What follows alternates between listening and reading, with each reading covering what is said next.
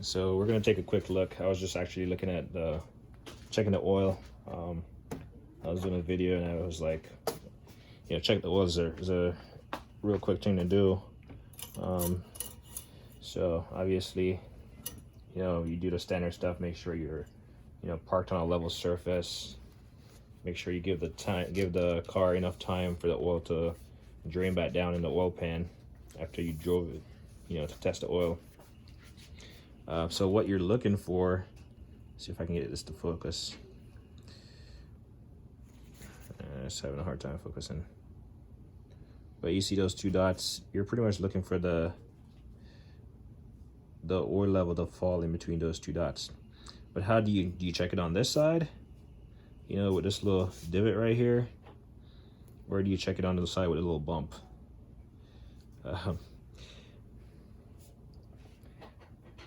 So when you put down there, obviously I got a clean dipstick. I just wiped it off. So you pull it out, wipe it off, and then you reinsert it just to dip it in the oil pan. It just goes down the dipstick tube. Dip it in there. I leave it in there for a second, and I pop it out, and then I look at it. This side with a indentation, it shows it like, obviously I can see the oil right down here just at the lower end of the mark, but if you look closely at this dipstick, it might show that oil is like splattered up here, and that's because this side is completely flat, so it might inaccurately show oil all the way up and even beyond the upper limit, right? Let's see if I can,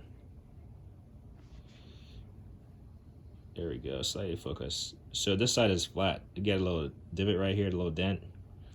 So what I'm saying, when you check the oil, this side is rubbing against the inner part of the dipstick tube, right? So the oil might be like, smeared all the way up here. So I check the oil on this side because it only makes sense, right? It has this little bump right here.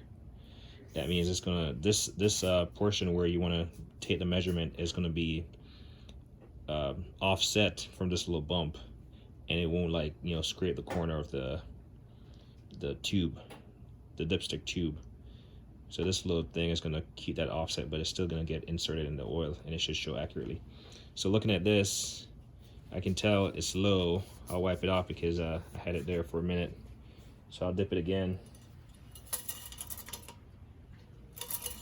take it out, and I'll look at it, and right there I can tell my oil level is low. I've heard that these Hondas are notorious for burning oil, so something I gotta pay attention to. And I mean, it's always good to take multiple measurements and assess, compare your findings. Is it still the same? So yeah, it's still showing low. And this is what I'm showing you. You see on the flat side, the oil is like smeared all the way up. So if you look at this side, you might be like, oh, the oil is fine, it's all the way up. But this entire side is actually in contact with the inner part of the dipstick tube, because it's completely flat, right? Whereas this side down here, when it goes all the way to the bottom, it has this little rib, and it causes it to be not on the wall of the dipstick tube, and then you can get a better accurate reading. So I'm gonna add some oil, a little bit of oil, and then recheck it.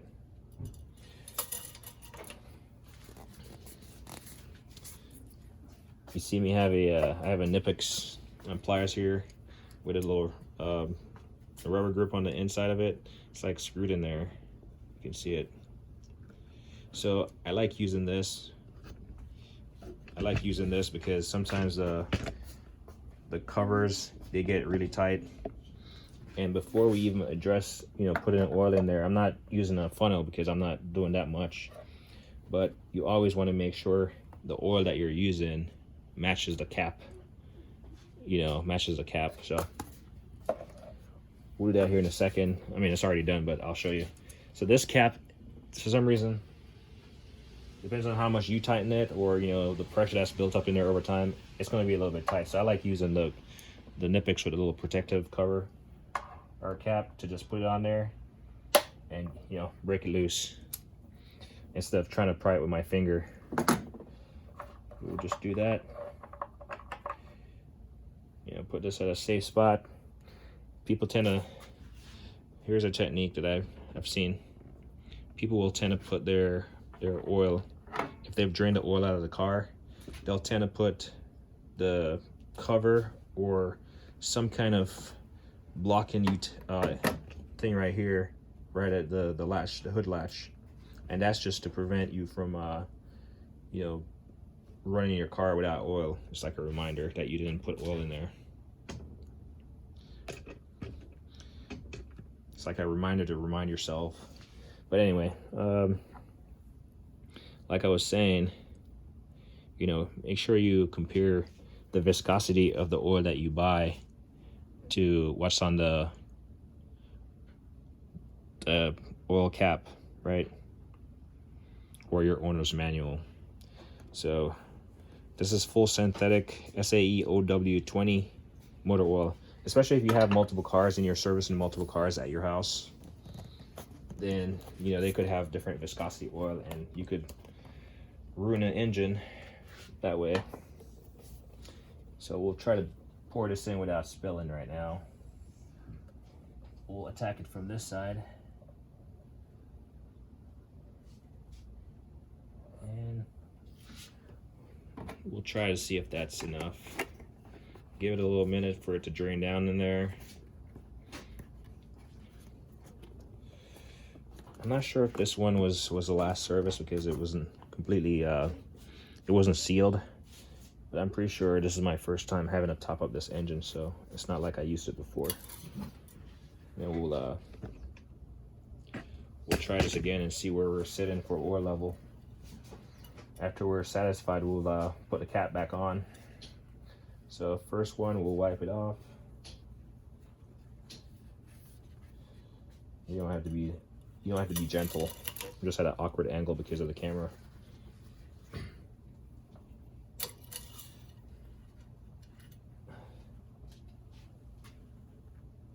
So let's see, right there. So that was a very accurate gauge of how much I need to dump in there. You can see it, it's right there, pretty much at the top. So I just needed a little bit. So I'm happy with how it looks. As I said, you know, I'm gonna do this again just to verify it's good.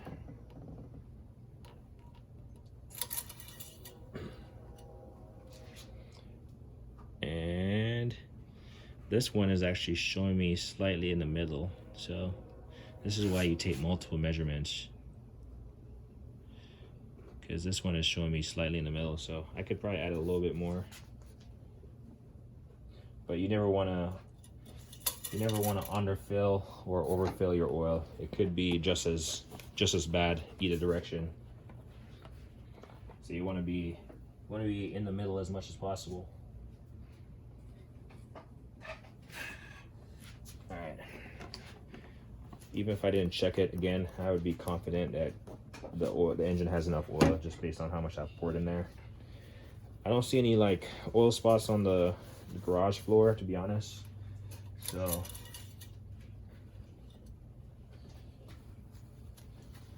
and I'll probably end up checking this, you know, tomorrow or something. Clean this little oil up right here.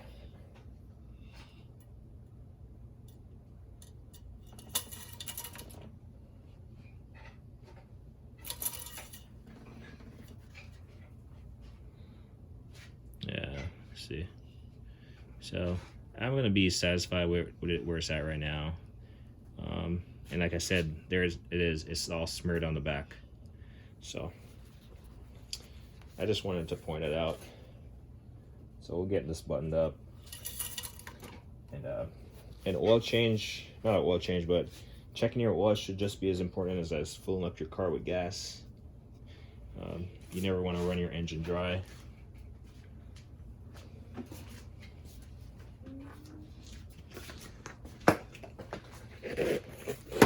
We'll use some of these wipes, tub of towel wipes, clean up any type of mess we created. The engine is relatively clean because I actually cleaned it. I washed it last weekend when I was washing the car. So try to keep it clean. And then we'll just take our reminder from there and reinsert the cap. Obviously you don't need to, just need to snug it down a little bit, make sure it's not going to come off.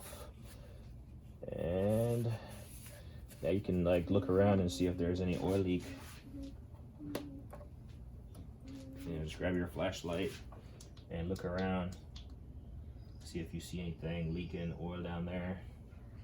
You know, if you have time, put it on a jack or something, get under it, and look and see. But I'm confident that it's not leaking. If anything, it's burning oil. So that might be the issue that just happened here. And like I said, now that I see that it's running low after I service it, like I think the reminder is about 70%.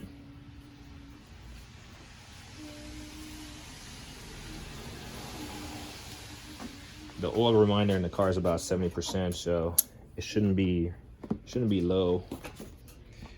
But any game campley, clean it up, make sure you don't have any tools remaining that you've left over. That would be bad if it got into like the fan or something, or wherever, some kind of moving part of the engine. So clean it up, and we'll button this up.